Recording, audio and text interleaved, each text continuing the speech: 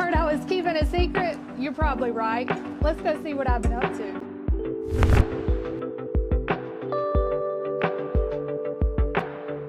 So welcome to Hear Me Out podcast with me, Sasha Holley, where I interview people of the community on important life topics such as business, family, recovery, hardships, faith, and so much more. Let's see who I'm interviewing today.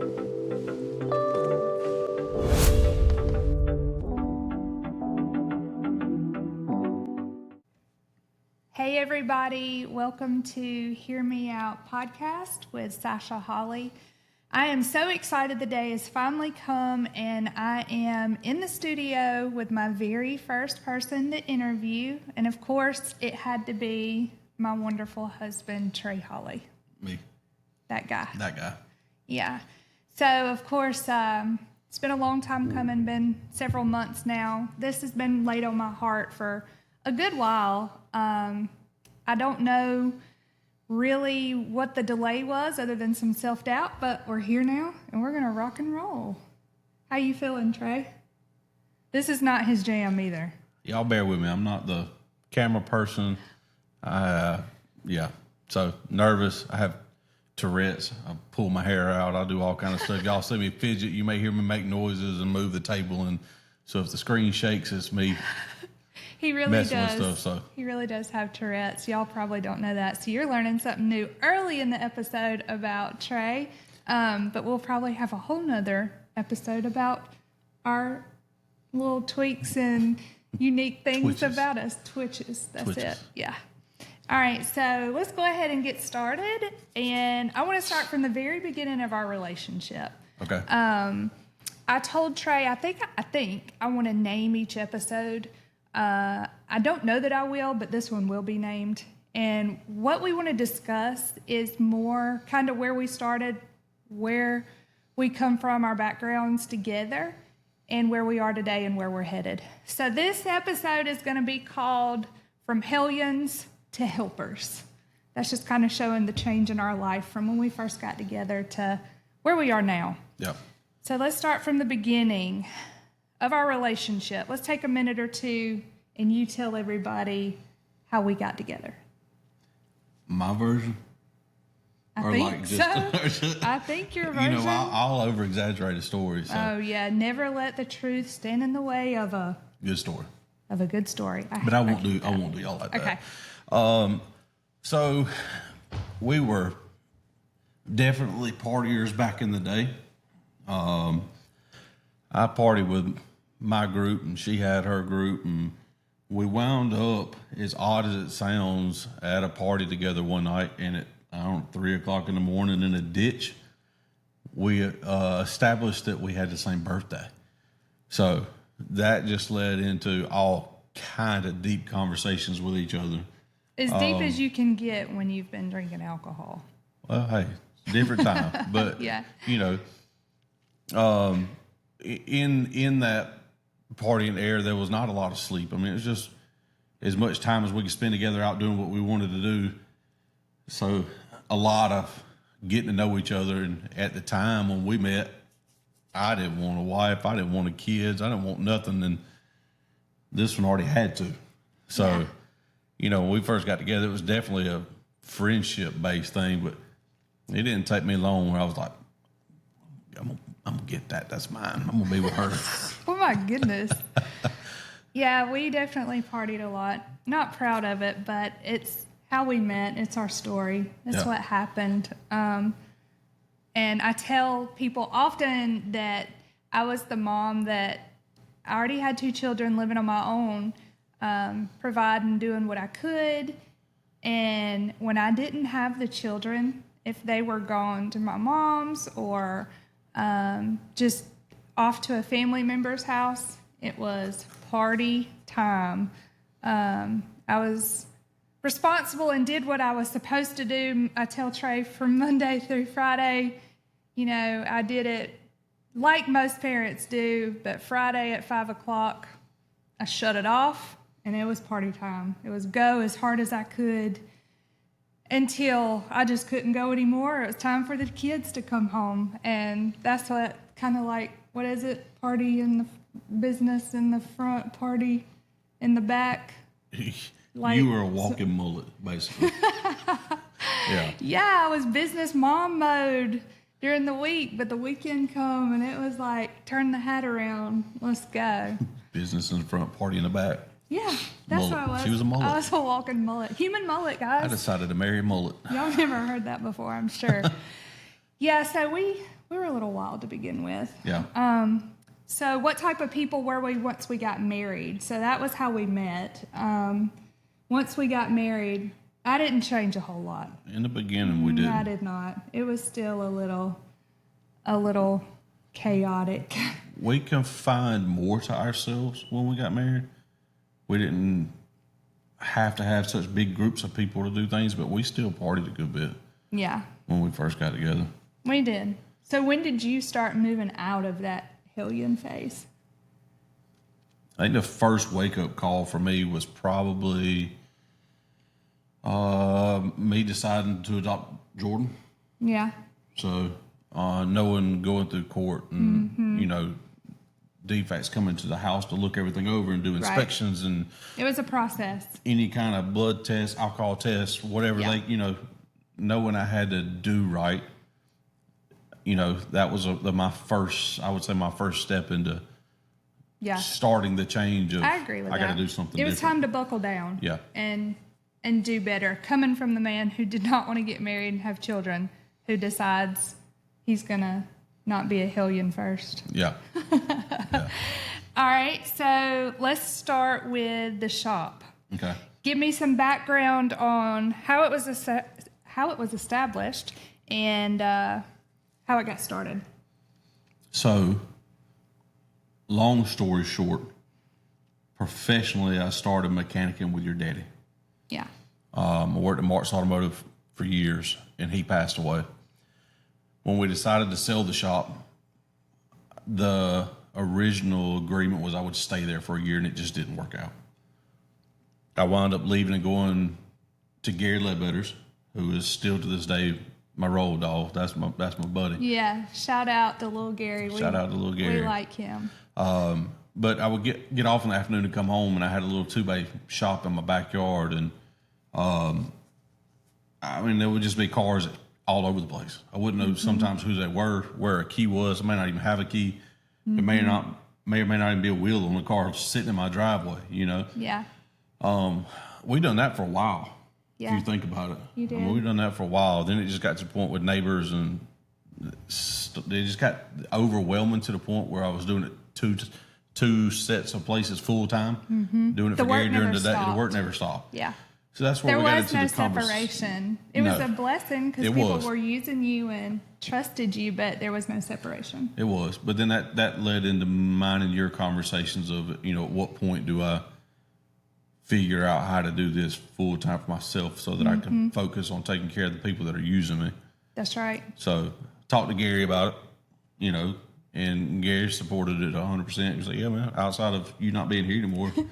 Yeah, he was you all needed for it. it. Yeah, he was all for very it. supportive of Trey starting his own business. Yep. Hated to lose you, but was very supportive. Yep. And we still, like I say, we still talk to this day. We still talk regularly, help each other regularly. Oh, yeah. So, I'm a that's big been Gary great. Ledbetter fan, Little Gary. Yeah. Big fan of him. Yep. So, you know, in that it turned into looking for places.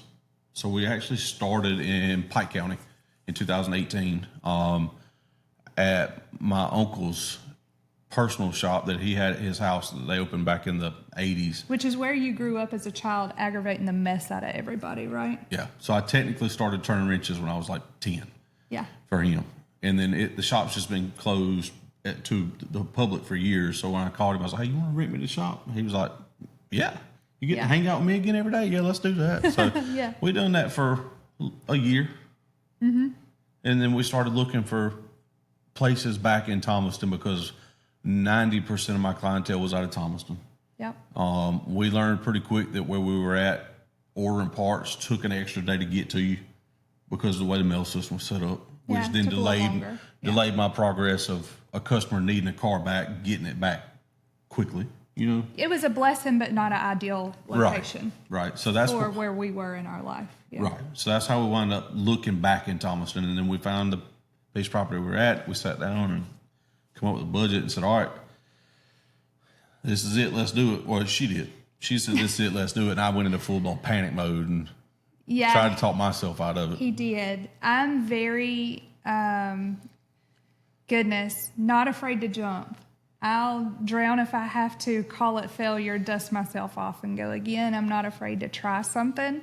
And I don't know that Trey's afraid to try something. I just think, kind of like I was with this, just to a much larger extreme, he was concerned with failure and self-doubt. But can I make it work? And will people use me? And will it grow? Well, that, and it's also one of those things, too. She grew up in a household where her daddy was an entrepreneur and started something. Yeah. My mom worked in the school system her entire life. My daddy's worked 3 or 4 jobs, but never for himself. Yeah. So, I mean, it's just always been a... Safe. Yeah, it's very safe. And when you decide to do it on your own, though we had been doing it for a year, renting a tiny shop versus investing everything and putting your neck on the line to start from the ground up is 2 different things. Making a rent payment and making a full business loan, construction loan payment with only your name on it is a little different. It was terrifying. Yeah. It was terrifying. Yeah, it was. But you did it. We did it. Ended up opening in Thomaston October of 2019. Yep. It was finalized. Mm-hmm. And you got to open then. Yep. And just kind of grown from there so far. Yeah. It's been good. It's been a wild journey. It has been that. Yeah.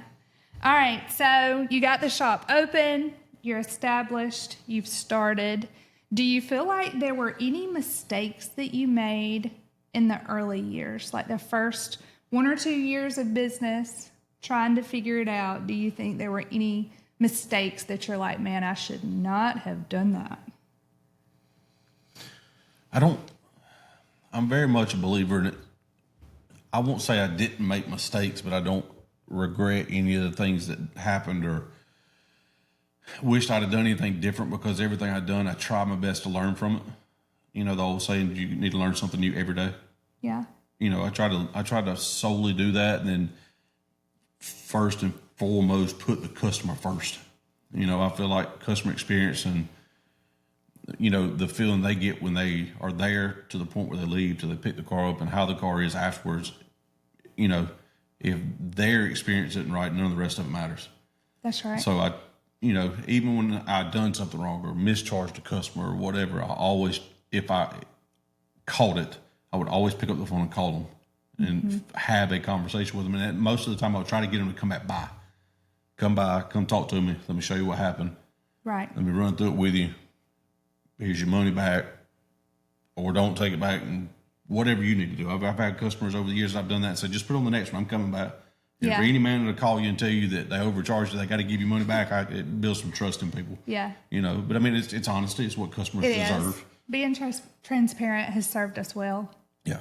But, you know, it's also one of those, we never try to cut corners on stuff. We always try to do it right. And me and the guy that worked with me was always you do it as if you're going to put your wife, your mama, your kids in that vehicle and send them across the country. You've always said that. So you've always said that to people. If I'm not going to put you in it or my kids in it, I'm not going to put somebody else's in it knowingly for something to happen. So no real mistakes that just really stand out to you? I think it's all been a lot of trial and error. I mean, there's little things along the way, but nothing just massively that was a real big mistake.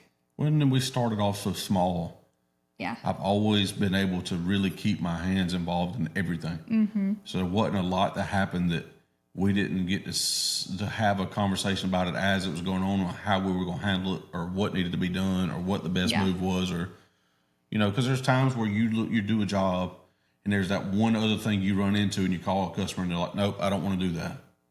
Well, now we're at the point either I can eat that and know that customer car is right. That's right. And just not even say anything else about it. Yeah. Or I cannot and let them go and hope nothing happens. So, you know, there's a lot of that we chose to do that I feel like it carried so much weight to where we are today that it's hard for me to look at any of it and say that there was a right, or, you know what I'm saying? So, I mean, I think the way we try to take care of our customer overrode any small mistake we can make. And then obviously there was never anything we intentionally did. And so it's The only thing that stands out to me, it wasn't a mistake, was maybe you undershooting yourself. Like, you know, even the size of the building we built. We were going to stay small. We were not going to grow past our 4-bay shop. We were going to be a 2-man show for the majority of the time. And during the time that we built the first shop and then did our addition later, I think everything doubled.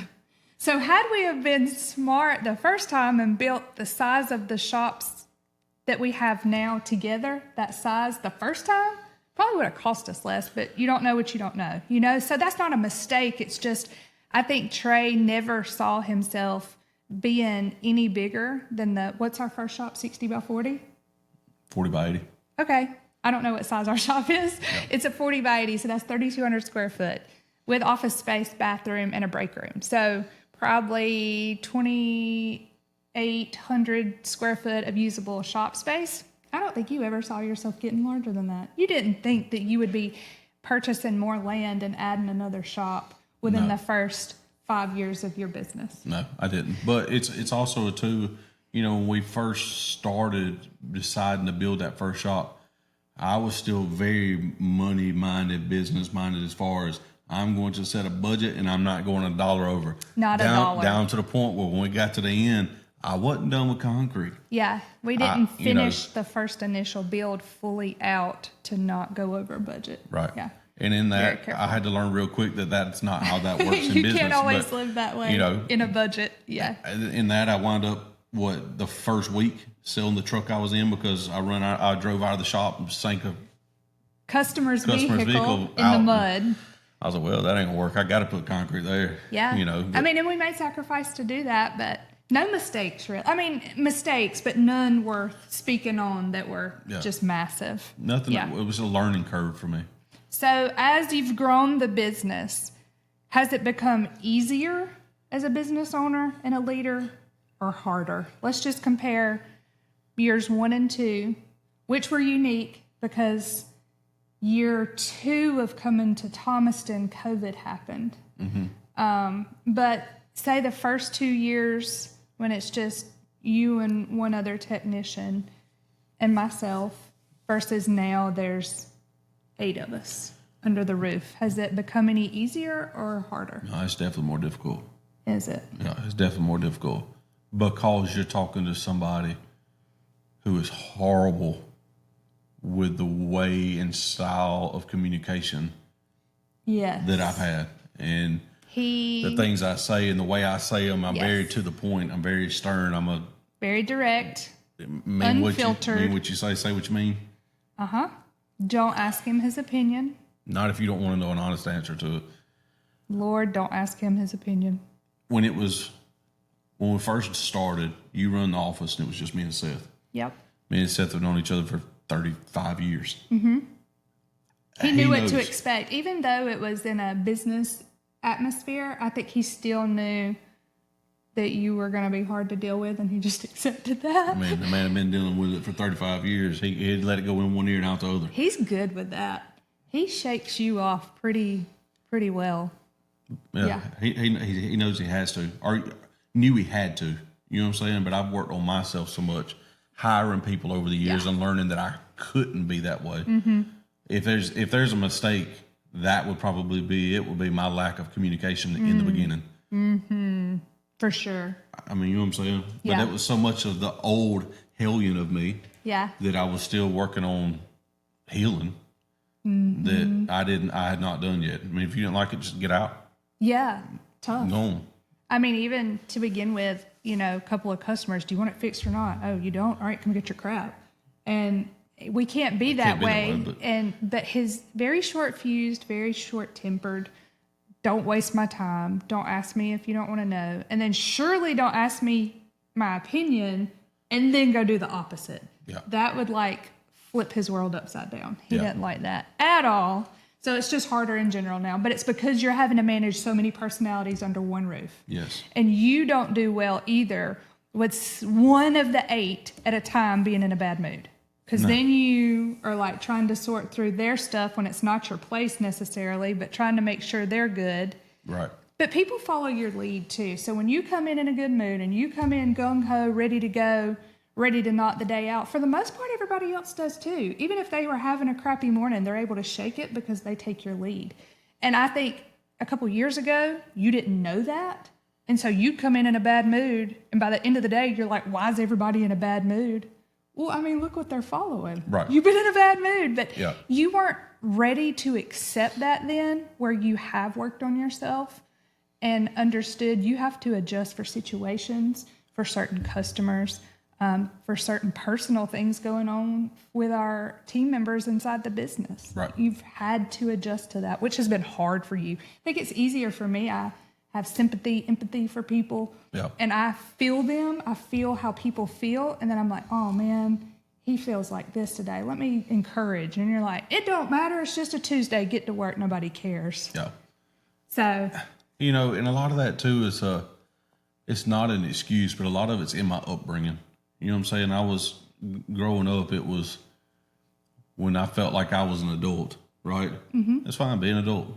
But you get adult consequences for your actions. As long as you're okay with accepting them, that's what it is. Then so do what you want, you know, do it.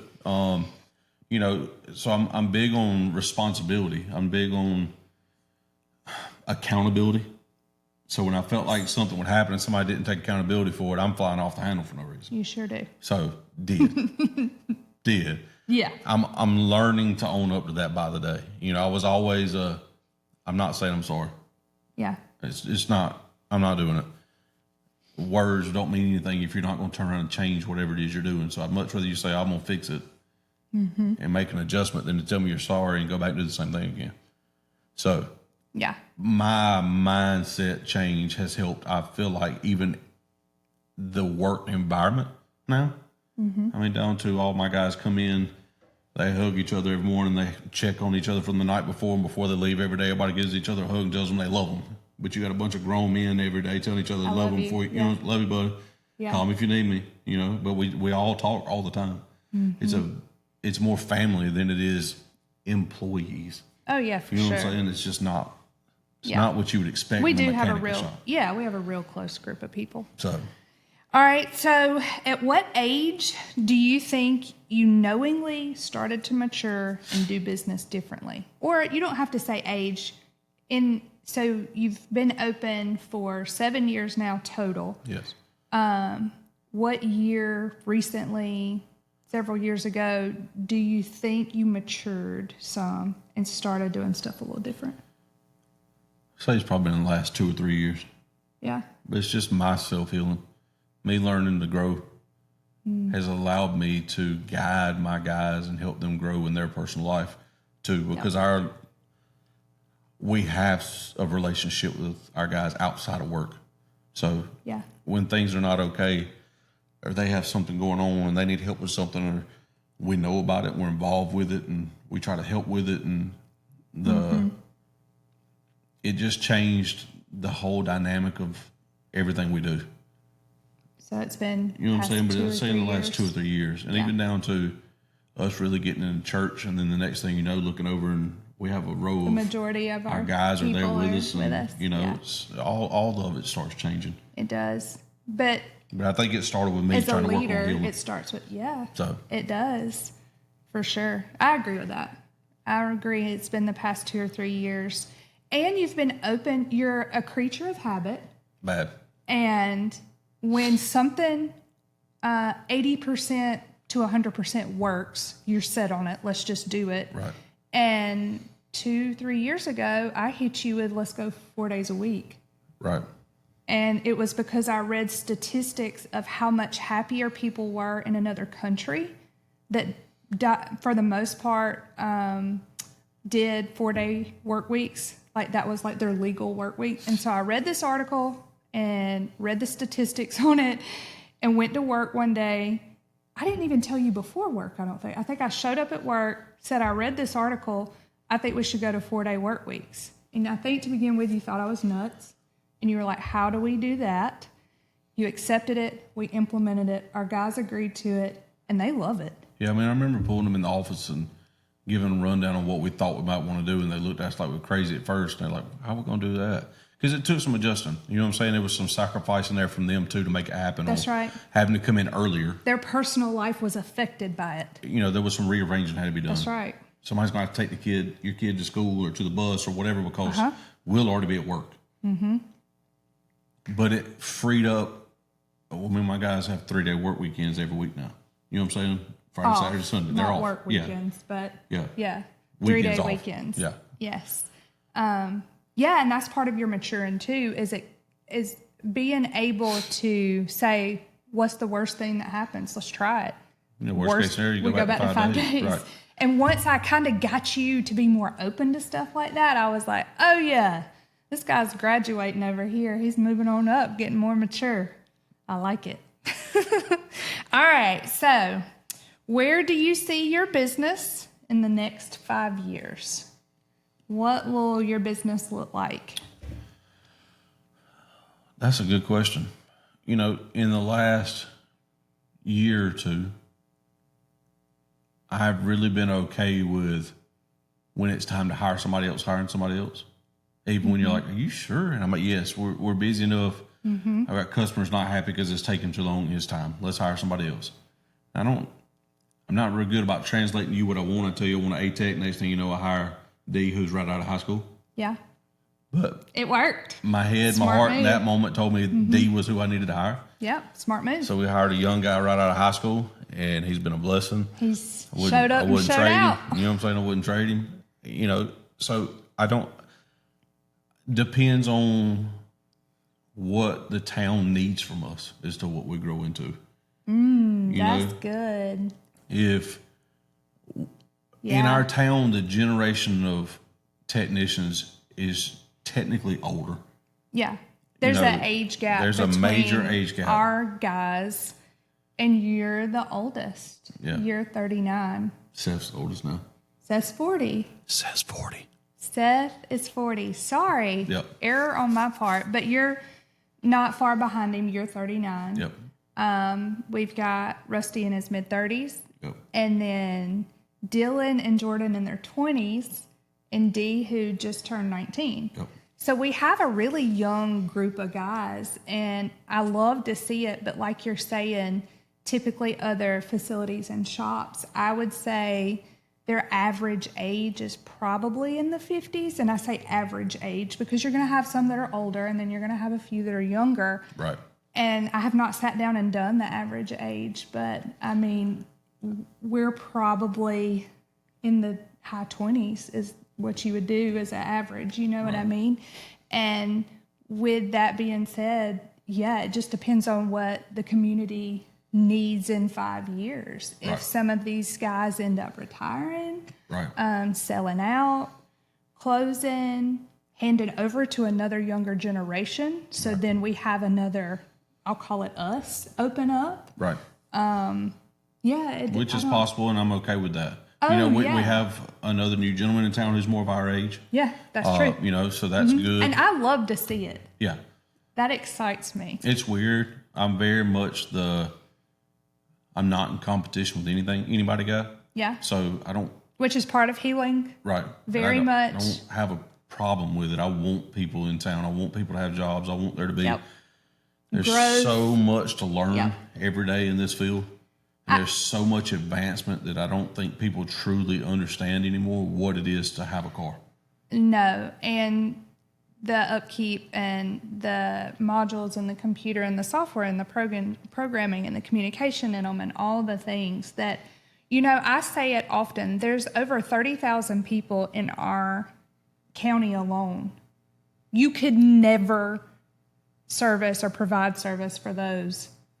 Anyways, we need more than just us. You can't.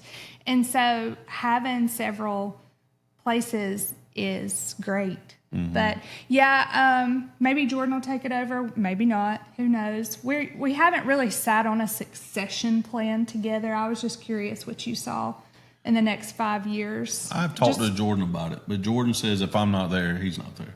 well, he's in a mess, right? Because you don't plan to be there forever. He goes, I don't want to do this if you're not doing it. And I said, well, you're going to have to figure it out because me and your mom are retiring sooner or later. And we say retiring. I think that would be, he's not, he loves it too much. Yeah. I'm gonna be at least the old guy that's there aggravating the life out of everybody, making everybody's life complicated, purposely hiding keys from people so that it takes them a few minutes and they panic and they think they're locked in the car and they're not, and all the things. Like Trey will for sure be that aggravating joker that just comes in to be destructive and go home laughing. Like I still want to be old, jumping out scaring Miss Sherry. Miss Sherry is so irritated with you. She's easy to scare. Or not scare her, but like jump. She's very, not skittish either. She's just like, she walks from one. She's a scaredy cat. Okay, she's a scaredy cat. She's going to get you for that. She don't want to be called that on this. But anyway, she's easy to get. She's easy to poke fun at, and Trey loves it. And he can't know that you're like that. It's over. That's the forever relationship. He thrives off scaring you, making fun, in a healthy way. It's not like... joking. I have worked at shops before where when I tell you it was as strict as it comes, it was miserable at times. I mean, you just... oof. Yeah, a lot of quiet time, a lot of...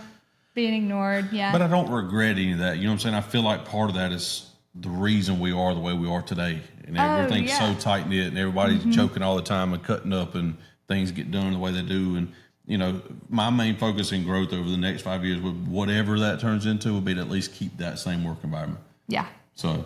Absolutely. And you've worked in a lot of different shops with a lot of great people that have helped you, like you just said, mold our facility into what it is by taking bits and pieces of the good, the bad, and the ugly, separating it, taking that apart, rolling all of it together, back together to create what we have today. So that's awesome.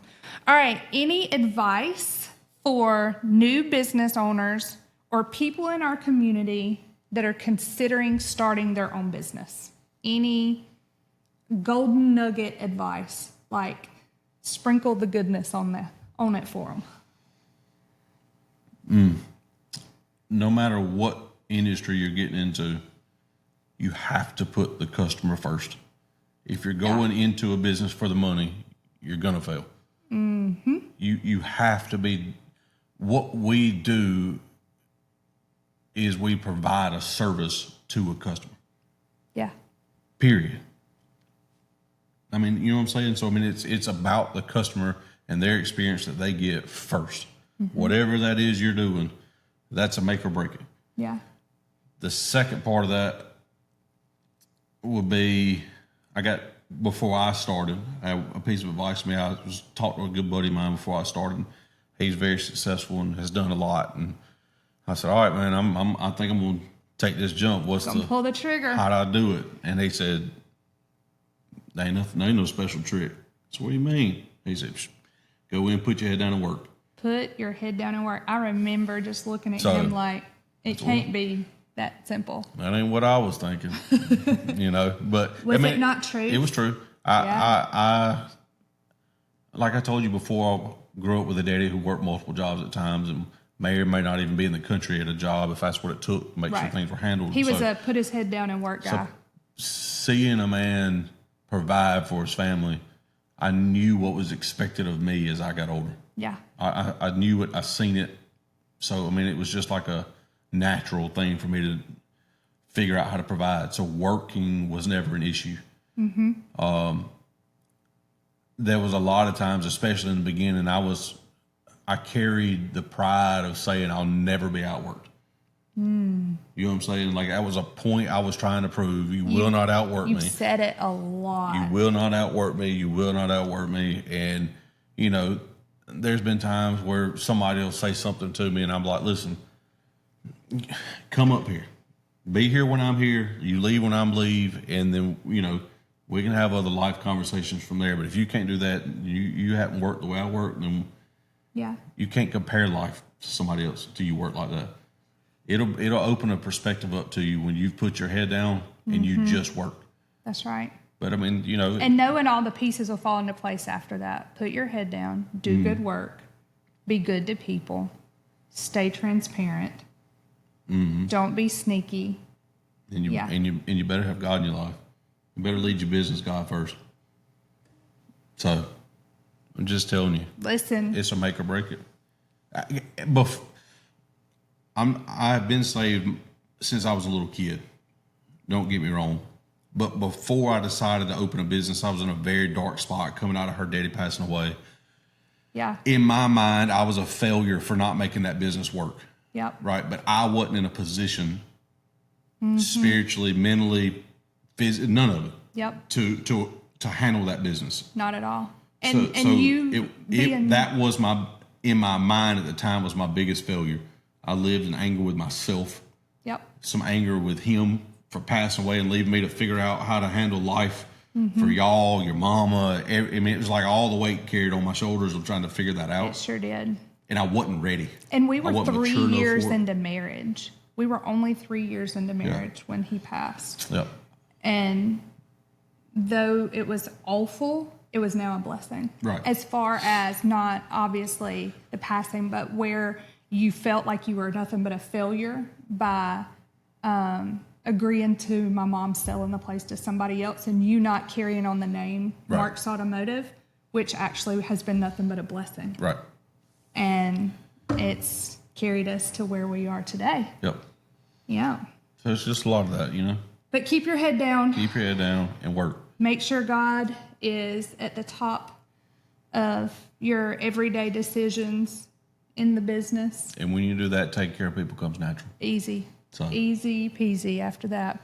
All right. So what does the word success mean to you? What does that look like for Trey? The word success. I would say it's a very broad thing for me. So I think for me it would be more of a on the scale of the entire business as far as everything's working the way it's supposed to. Everybody at my shop is taken care of. All their families are happy and taken care of. Nobody's having to kill himself every day. Right. You know what I'm saying? I want things to run smoothly. I want all my customers happy. And I want my guys at the end of the day to want to get up the next day and come back to work. I don't want any of them miserable thinking, man, I can't do this. I can't keep doing it. You know what I'm saying? Like those things to me carry more weight than any success of a business you could put money wise on it. Cause all that's irrelevant. You know what I'm saying? But it takes money to run it. So, I mean, I'm not naive to that, but I mean, in that, I want to be able to do enough good business where the success of the business benefits the guys as much as it does anybody else too. You know what I'm saying? Like I want them to make a good living and be happy and their kids are happy and everybody's healthy. And if things come up, it's just handled. And the big picture of that would be part of it. And I think the second part would be as I'm getting into these later years of doing it, I'm trying to make more time, and I'm gonna say some of it. I'm starting to see my success. Right. Okay. I have tried to take because we're 4-day work weeks now. Yeah. I've started volunteering my time. Right. I'm now on the school board. Mm-hmm. I'm now mentoring at Upson Lee. For some of the kids at Upson Lee. You are. I may take a Friday and go volunteer my time at another automotive shop. You have done that. Yeah. So if there's a younger business owner in my field, right, I'm not going to go teach an electrician how to do electrical. I've touched it once, got electrocuted. I'm out. You know what I'm saying? It's not my thing. You just know your skill and know your gifting. And once you know that, it makes it real easy to want to help somebody else. You know, you're not a gatekeeper of the automotive world. No. You are not. And if anybody in the automotive world is listening to this and y'all have anything that's whooping your tail and you need help on, do not think Trey would ever ignore your phone call, think you're crazy, think you're stupid, and not pull up at your place on two wheels to help you and try to save the day, but not for his pride and his benefit, but to know that you are moving on to the next project and the next one. And that just that headache is out of your life, that nightmare is out of your life, and you're on to the next. Because that's what our business is about, which is most businesses, is putting out fires all day, every day. All day, every day. It's just one fire after the next. Yeah, and when it's, like I told you earlier, there's so much of the automobile that changes every single day. Mm-hmm. I can't physically afford to. I can't store all of them. I can't buy all the special tools that it takes. Every single make and every single model and submodel takes specialty tools to work on some of these cars. I'd have to build a new building to try to store all of it. Then I don't know, you know what I'm saying? So for me, it's one of those, there's no reason why, if there's 5 shops in town, right? You get your stuff, I'll get my stuff, you get your stuff, and if it's I have it, there's no reason for you to go buy it. Come get it. Yeah. Or let me know, and on my next test drive, I'll run it by to you. That's right. There's no reason for us to all bury ourselves in a hole, right? And so that's where some of that success is for me, is I'm at the point now where I'm able to do that with people. Yeah. And it's the coolest thing ever to see young business owners that have started that have not been afraid to reach out, that have asked the questions or talked to me, and I've either been able to steer them in a good direction or help them with whatever, and spend time with them at their shop and softwares. You know what I'm saying? That seeing another person, another automotive shop in my industry, in my town or surrounding town for that matter, do and be successful for themselves. Yeah. To me is the other part of my success. Yeah. So, I mean, I would say that's, success is turned into helping other people for you. Like, because you've grown your business to almost run itself to an extent. Right. I mean, you still have to be there, but you can choose to take a Friday, not work at your shop, to go work at someone else's and pour back into them. Yeah, I mean, and it says a lot about you. I keep saying it, but it says a lot about you and your growth and your maturity. It is. And it helps that I have people like Seth. Yes. Right. Seth's been with me from the beginning. Who's a great customer service guy, by the way. He loves our customers. We do need to do a run through of our people and kind of give them a for sure love and shout out of stuff. Go ahead. But Seth's my OG. That's my right hand man. Run together since we were little kids. We've been with me since the beginning. I trust him with my business, my life, my money, you know what I'm saying, the whole night. If I have to be out of town for a month, I can give a man a checkbook, money bag, and say, here, go at it. That's right. And I don't have to worry about it. I know he will always try to make decisions for the customers that are the way me and him have discussed them being made from the beginning. Absolutely. He don't waver. He'll never, with ill intent, do anything. If something don't go across right, he accepts it and runs with it. I mean, I can't ask for a better right-hand man, you know? So in that allows me this time to be able to do for other people, you know? Yeah. I've got you, on the other hand, right, that I watch pour into other businesses that have nothing to do with us or what we do. Nothing to do with cars or automotive. Right, but I watch you help people in town. So in that, it pushes me to want to help people more too. Yeah, that is what I love to do. I mean, I think it's become a passion for you too. You know what I'm saying? New business. New businesses, new people. See if we can't ramp that up for you. Yeah, new creative ideas. I love to see people that just have a heart for something, and me just go say, hey, how can I help you stack those blocks to get where you want to go? I do enjoy that. That is a part of my calling, my nature, is to help businesses when they're first starting out. I mean, and not even that. I mean, we've done several things with businesses that have been established for years, just as a surprise to, hey, let's have a pizza day at the Pie, and let's do this and let's do that. And it's showing love too, you know? Like, we are a small town and everybody says shop local, shop local, shop local. Well, if you're a business in town, are you shopping local, or are you sitting on your phone on Amazon? Right.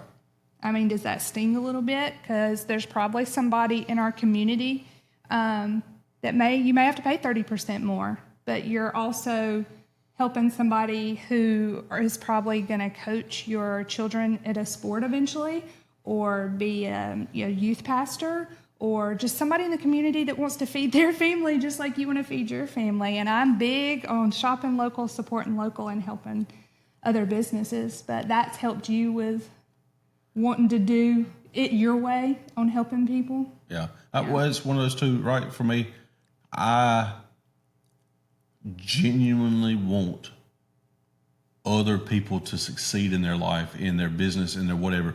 If I'm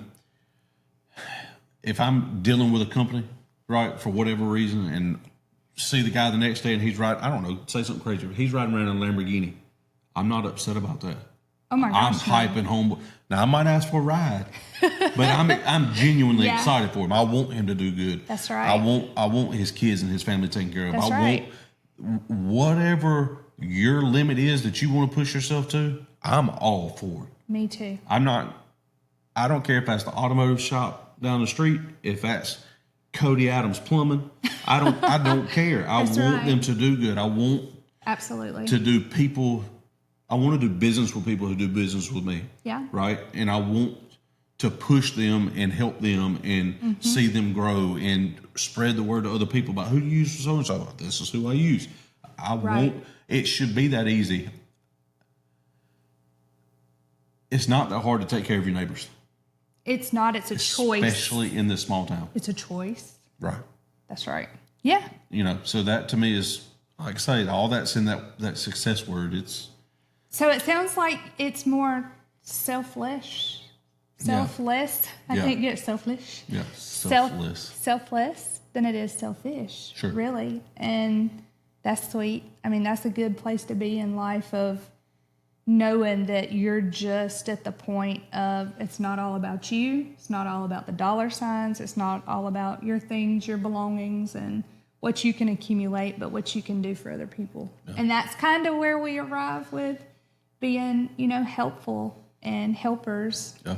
And growing out of the Hellion stage, because to begin with, guys, it wasn't good. Yeah. We were no good for each other. Probably shouldn't be married to this day. We've been through some stuff, like everybody. But we've overcome and we've grown, and we pray for each other and over each other and keep our heads down, try to stay out of the mess. Yeah. Keep to ourselves and just push other people to be their best. Yep. I want to give a quick shout out to the rest of our employees real quick, and then we'll call this interview done. Yep. So you've loved on Seth, which we love Seth. He's great. Yep. Miss Sherry, you poked fun at her. You kind of gave her a little shout out already. Let's go to Jordan real quick. He's your right-hand man. Jordan's my road dog. He's your sponge. If you see me, you typically see Jordan. That's right.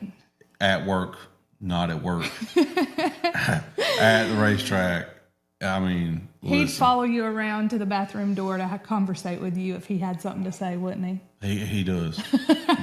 Dad, you in there? It drives Trey nuts. He's like, can I please have 2 minutes of silence? And he has something to say, but don't have nothing to say till you got to go to the bathroom. No, but he's a good kid, though. Real good kid, really smart. When he started, I was for sure that just wasn't going to work out. Yeah. I mean, smartest book smart kid ever. You know what I'm saying? But I'm very intelligent. This is going to be a disaster. But I mean, if that's what y'all want to try to do, we'll try it, Trey tried to prepare me emotionally to work with Jordan and Trey. He was like, you can't get your feelings hurt when he does something wrong, and I have to reprimand or, chew him out for something. But it hasn't really been that. He respects you well. He understands that this is a field that is very necessary. Right. Trades are a big thing these days, guys. I'm not going to get on my soapbox on college, not college, but I do want to tell you, if you decide not to and you choose a trade and you stick with it and you allow that to be your craft and your mastery and you're very skilled at it, you can go a very long ways in a trade business. It's needed. We are an automotive repair shop that we feel we are doing pretty doggone well, and neither one of us have a college degree at all whatsoever. So next one's going to be Rusty. Let's hop on Rusty's train. Rusty. That's my guy. Listen, that's the workhorse, man. He is. I don't care what you need done. That electrical I won't do, he's going to do it. I said, the plumbing that he's doing, he'll do it. I said, I want a donation box put up at the shop. He's like, I got you. What color you want it painted? And I was like, I don't care. I don't know, 2 weeks later, we work him to death. And then 2 weeks later, he's like, so where do you want to put this? I said, I didn't ask Trey if I could do this. I waited till the box was built. I'm so smart. I come in, the post was, and they wait till I was off one day. I was going to like a meeting or something and come in and I got this pole out in the front yard. I'm like, what Of in the the shop. world is this? It's actually just the grins at me. She's like, got a donation. Because I'm a big believer in it's better to ask for forgiveness than permission with my husband, not with like, the law and other things, just with my husband. And so Rusty built me this awesome box. He's done so much. Mm-hmm. He can do anything. Now y'all get y'all a Rusty, but you can't have mine. You can't have mine. So let me not hype him up too much. But I don't have nothing bad to say to deter him. Y'all just leave Rusty alone. He's ours. Yeah, that's my roll dog. Let's go to D. Tell me. D's my young buck. Yeah, he's my baby. That's nephew. That's the baby. That's what I call him. Shout out to Just Up Looking Ugly on YouTube. You guys, if you like getting on YouTube, Just Up Looking Ugly. That's him and his daddy on YouTube doing car content. They're awesome. All kind of stuff. But I love his love for cars. I do too. They remind me a lot of me and Jordan. Yes. Their relationship, him and his daddy's relationship. Because when they're not at work, they're together. When they're not at work, they're at the shop working. They're at the shop with me and Jordan. So, they're working at the shop. So. But they're together, and they have a special relationship. They do. I don't know it personally. Like, I don't dig and pry. But you can tell that there's a real deep connection and love for each other. Like, in supporting each other in their love for cars. Yep, it's a big deal. So. I like it. Yep. It's awesome. And then we got Dylan, who is our newest team member. He's been with us 2 months, I do believe. I think that's about right. And that was a very smart investment. I'm going to call him an investment because we needed, our workload was getting heavy. Yep. And he was fixing to be looking for something. And we had heard around town how awesome he was. And you had had a little bit of interaction with him prior to him coming to work for us, but not a lot. Right. You just knew pretty much what everybody had said about him. Yep. And he has lived up to every expectation and standard that they set for him. Yep. He's awesome. A good, I call him kid, but he's not a kid. He's a good young man. The only complaint I guess I could say on him is he's quiet. He's and I run my quiet. mouth all day. Trey don't hush. He's always got something to say. I get him to open up soon. In the most inopportune time, Trey's got something to say. Yeah. Dylan is very quiet, but he's a heck of a worker too. He's been great. He's not been able to do anything. No. Like, he has been able to jump right on anything we've given him. Big, small, doesn't matter. I mean, makes, models he's not tackled before. He don't care. For his age, he's far beyond his years. As far as mechanical knowledge and understanding how to do it and how things work. And if he don't know, he's not afraid to come to you and say, hey, listen, what do I need to do here? Right. And I think he's only been doing it 6 or 7 years. That's for Bristol. Yeah, we had to throw that in there for Bristol. I mean, not planned, but we say it a couple times a day to make Bristol happy. Yeah. That's just our immaturity showing right there. That he's... Made some kids happy, man. Yeah. Did we cover everybody? I think so. No, you did not. Okay. You like to forget about my main man, Boone. No, I didn't forget about him. Boone, she tried to forget about you. No. I didn't let it happen. No. So Boone is awesome. He is our high school student that comes in and helps us clean, organize, whatever we need done. He'll wash a vehicle. He'll pressure wash layers of concrete off the concrete if you ask him to. In the rain. In the lightning storm. I might not need to say that for liability reasons. He said, I'm wet anyways. I'm wet anyways. We bought him a rain suit, like a wetsuit. He don't wear it. He don't care. He don't care. Listen, he going to show up and he's going to work his little heart out. And He don't complain about nothing. He just works his booty off. When he figured out he could put headphones on.